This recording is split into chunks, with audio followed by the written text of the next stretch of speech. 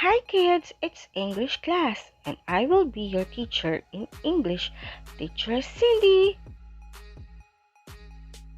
For our today's agenda, letter A, identify the verb and tense in a sentence. Letter B, recognize past, present, and future of the verb. And letter C, use paragraphs using the tenses of the verb.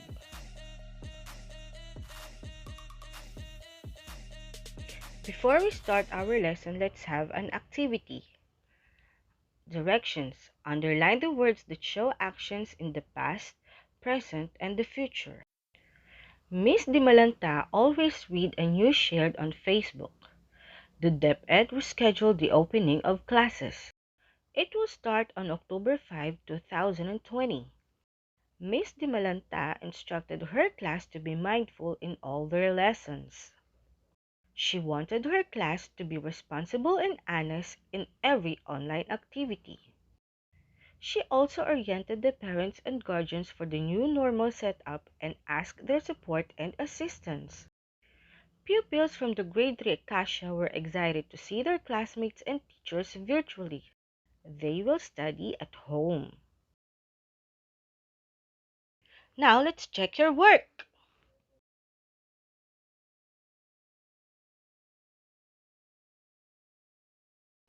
The underlined words are shared, scheduled, will start, instructed, wanted, oriented, asked, excited, will study. Let's have another activity. Directions. Circle the verb or verbs in each sentence below. Then, write whether the sentence is written in present, past, or future tense. Number 1. Susie and Sharon will bring food to the frontliners. Number 2. We went at the quarantine facility for rapid testing. Number 3. The team will make face masks to gain money for the COVID patients. Number 4. The girl is studying for her online classes. And number 5. Donita prays for the fast recovery of her grandmother. Now, let's check your work. Number 1. Will bring future tense. Number 2. Went past tense. Number 3. Will make future tense. Number 4 is present tense. And number 5, praise present tense. Good job, kids! Now let's have another activity. Write if the sentence is in the past, present, or future. For number 6, the school year will end in June 2021. Number 7, Mark wears a face mask. Number 8, Melissa finished her online project. Number 9, virus will kill us if we don't use alcohol. And number 10, we celebrated Buwan ng Wika last year.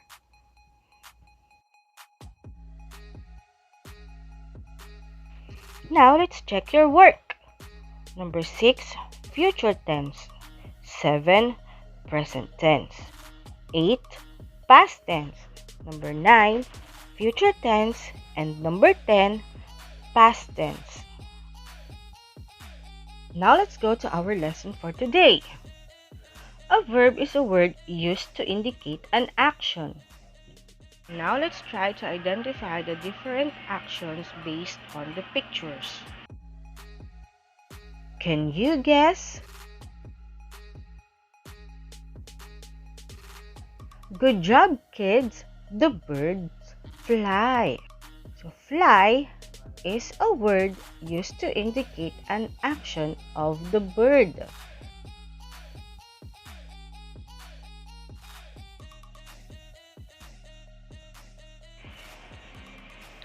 What do you think the girl is doing in the picture? The girl sing. Sing is also an example of action verb.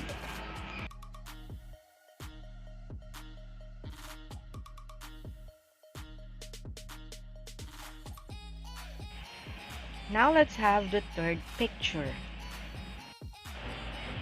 What do you think the woman is doing in the picture?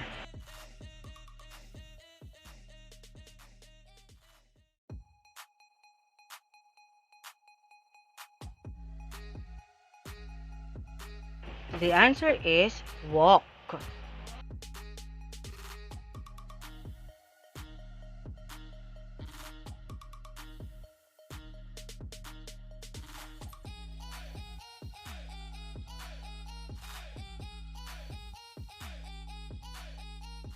Number 4 picture. Can you guess what the woman is doing in the picture?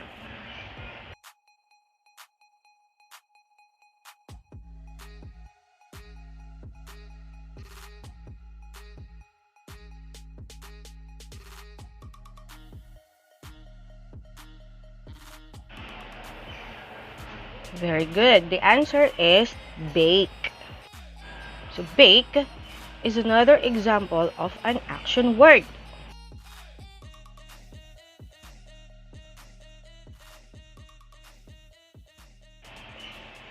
Now let's have the last picture. Can you tell me what the girl is doing in the picture?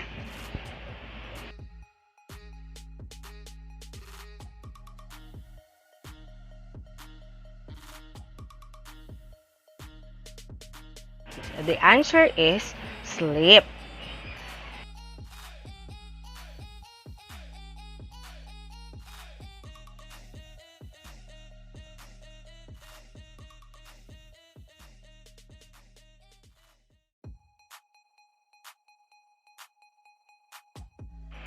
Remember, tense indicates the time of action or an event.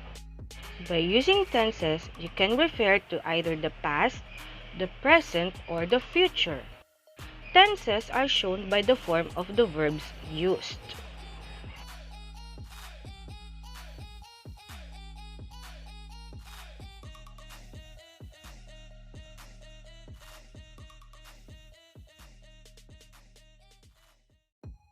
The role of the simple tenses. The simple past tense.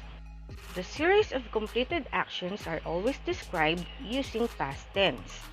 In this case, the verb simply ends with D or ed. We also use the be verb was for singular subject and were for plural subject. In some cases, the spelling of the different forms of verb are totally changed. Examples: come, came. Find, found. Eat, ate. Run, run. Catch, caught. Break, broke. Swim, swam. Go, went. Have, had. Fall, fell. Stand, stood. Example: a tiny baby bird sat on the ground close to the nest. The bird cried out nervously for its mother. Several people passed by and stared, but no one touched the bird. If a cat saw the bird, the cat would kill it. However, the area seemed remote and no cats were nearby.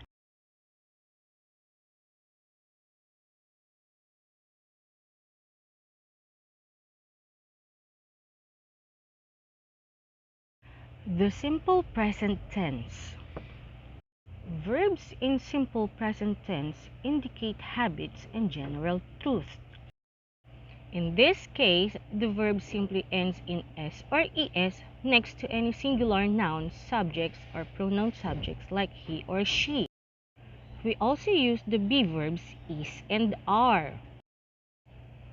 Example, Bob is a frog. He is green with yellow spots. He has a long sticky tongue that he uses to catch flies. He lives near a pond. Sometimes he goes into the water and sometimes he stays on the land. Bob has strong legs that he uses to hop. When Bob was a little baby, he was called a tadpole.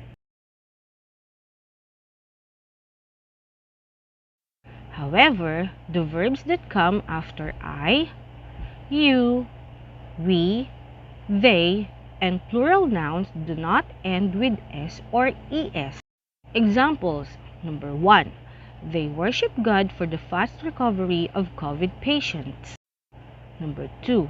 I grabbed the phone to tell her I am negative after knowing the swab test result. Number 3. You need to take the vitamins to boost your immune system. Now let's go to simple future tense. It indicates an action that will happen in the future. The future tense is formed by using the helping verb will or shall with the base form of the verb. Example: the proposed vehicle will use carbon dioxide as its primary fuel and will convert the carbon dioxide into oxygen, which will then release into the air. The vehicle will weigh only 10 pounds and will fold up so that it will fit into the shoebox at the end of each day.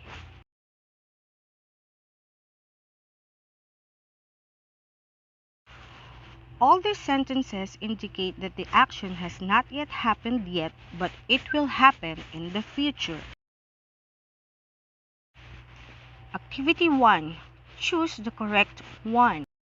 Directions: complete the paragraph using verbs in the box.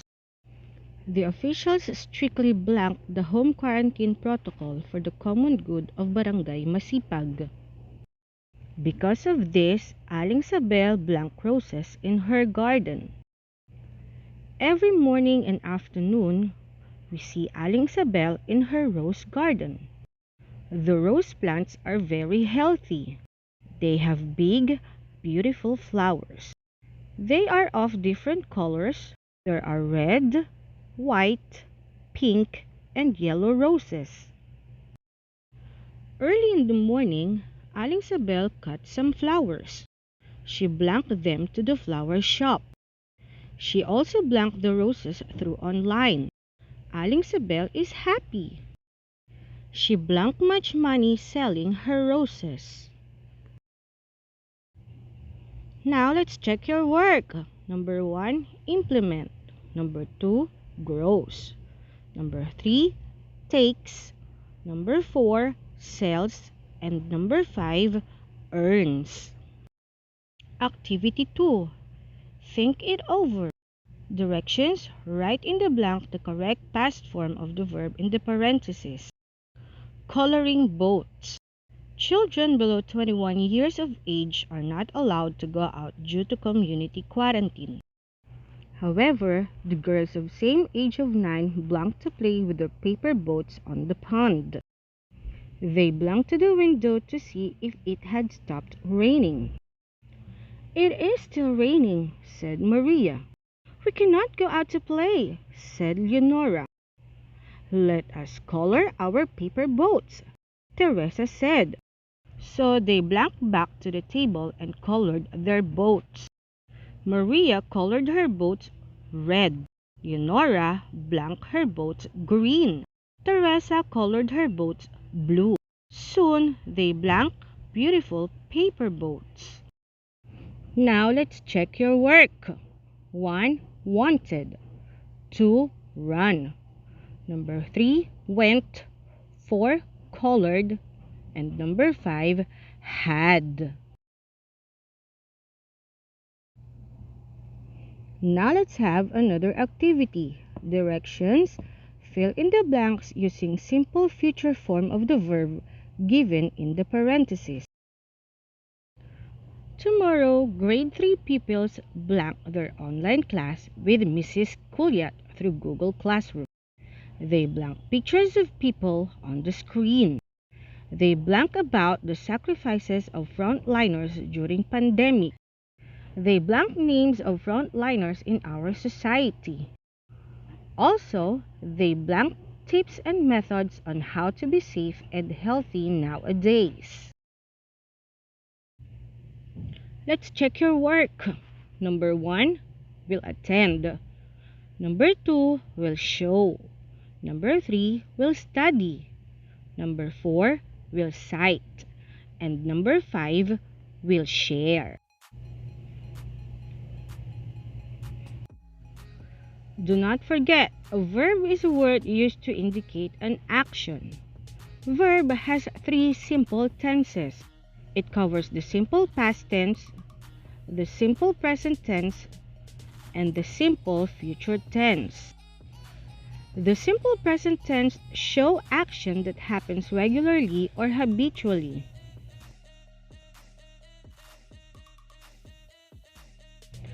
The simple past tense tell about actions that already happened in the past.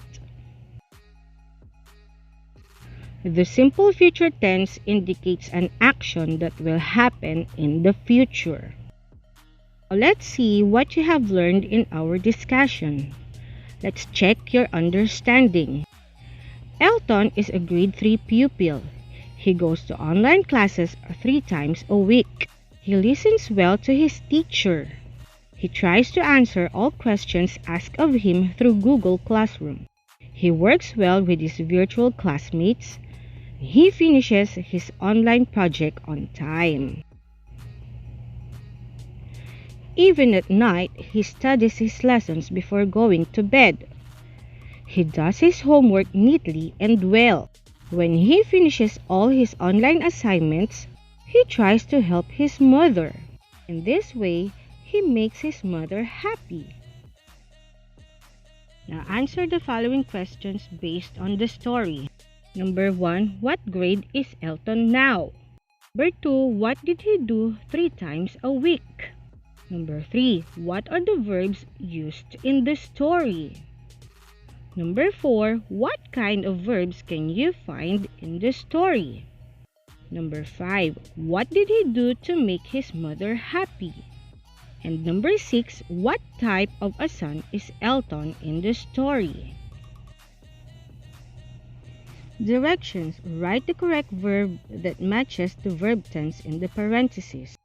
Maricel blanked a nurse. She always blanked the patients in the emergency room, especially in this time of pandemic. With this, she almost blanked every day and she rarely blanked her day off. She blanked the risk of COVID-19 exposure because she blanked to give her service to public. Being a frontliner like her is not really an easy job. She blanked and blanked that people blanked the rules for us to prevent the spread of the virus. That's all for today, kids. Remember, learning is fun.